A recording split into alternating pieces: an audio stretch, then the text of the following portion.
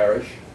My father was a small farmer over there, and it was during the Depression, and things were so bad that he went broke farming, if you can believe that. There were big farms over there, lots of great big farms. Mr. Harrison, where Moreland is now, and where Burns Down is, all that area were big farms that he farmed. He was a Virginian who'd moved down here a while ago and had gone into truck farming, truck being stuff that is perishable, like cabbage and strawberries and things like that. Irish potatoes, there's white potatoes, all those things were grown in great quantity and shipped mostly to northeastern markets, New York and New Jersey. And all the power on the farms was mule power. And the ratio was 1 mule to about every 10 acres. Daddy's little farm was about 50 acres. He had what we knew as a 4-mule farm. And I know Mr. Harris, he must have had a 20-mule farm. My cousin Charles Ravenel, he had a large farm. He must have had an 8-mule farm.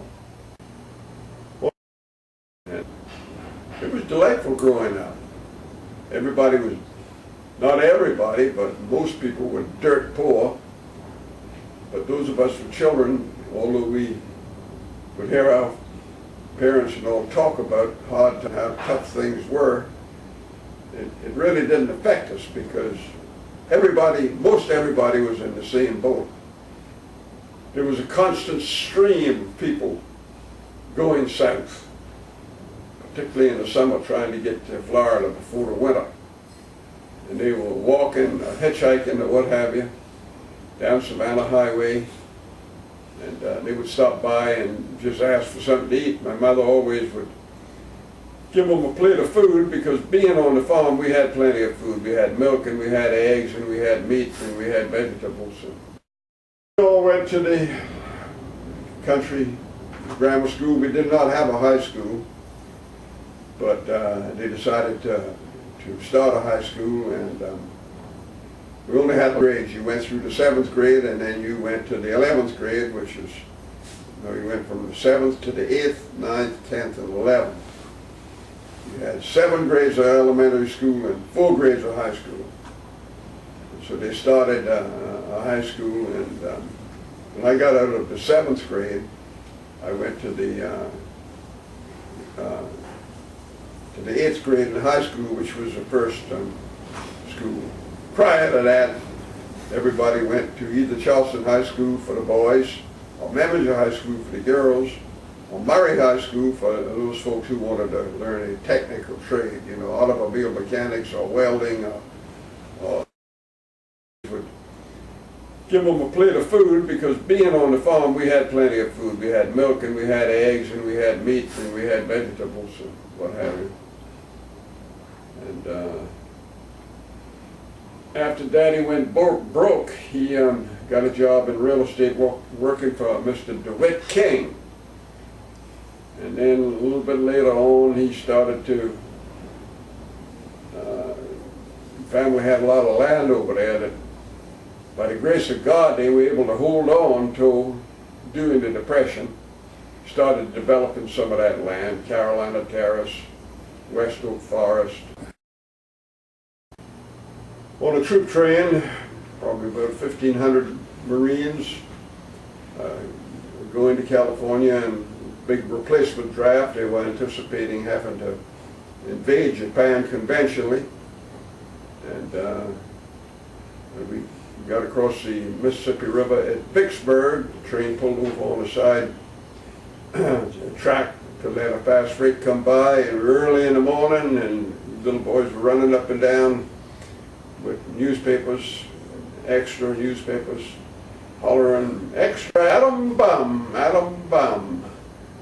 By the time we got to California, they had dropped the second bomb and the war was over. I still had to stay in the Marine Corps for another good while, I joined the reserves and Marine Corps Reserves, and so I was discharged in August of 1946.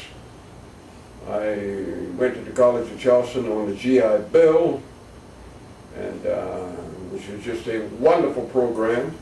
It's hard to believe now that back then the college didn't even have 400 students. Of course, now they're trying to cap it at around 10,000. But anyhow, I graduated in 1950. Didn't know what to do to earn a living. I had married. I married a wonderful young lady by the name of Louise Rogers, and we had been married in 1948. So I went around knocking on doors trying to find a job, and I went up to West Virginia Pulp and Paper Company, and they gave me a job as what they called a broke handler. And so I went to work there, and I really enjoyed it there. I worked there for almost a year, and then I got a job as a door-to-door salesman selling home improvements and rock wool insulation and what have you. And I did well enough there to start a little business of my own. We were manufacturing aluminum awnings and aluminum screens, and then we got into home repairs and weather stripping and adding porches and things like that. And then I worked up to started building houses, and I hired some Citadel graduate friends of mine that I had met in the C organization, and they had technical information which I did not, and we got some commercial work and bridge building. In 1958, as a matter of fact, we widened the Shem Creek Bridge from 2 lanes to 4 lanes, and it's written right on the edge of the bridge. I think 1958, I think that's the year we completed that. Did some other bridge work around the state, and state in general, contracting, mostly home building, and started fooling around with politics. I ran for the House of Representatives as a Democrat, everybody at that time being Democrats. I ran in 1950. I was defeated.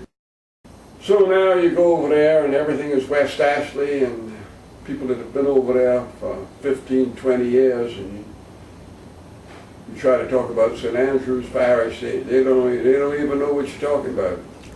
Go to St. Andrew's Church, the old Episcopal church out there, still called St. Andrew's Church, but everything has changed. I remember one thing that was, when you come to down Savannah Highway going to town in February, you'd look to the left, and where Moreland now is, and all the fields would be white. And Mr. Harrison, what he was doing in those fields is he was planting narcissus. And you know, the narcissus bloom very early, in the end of January or early in February.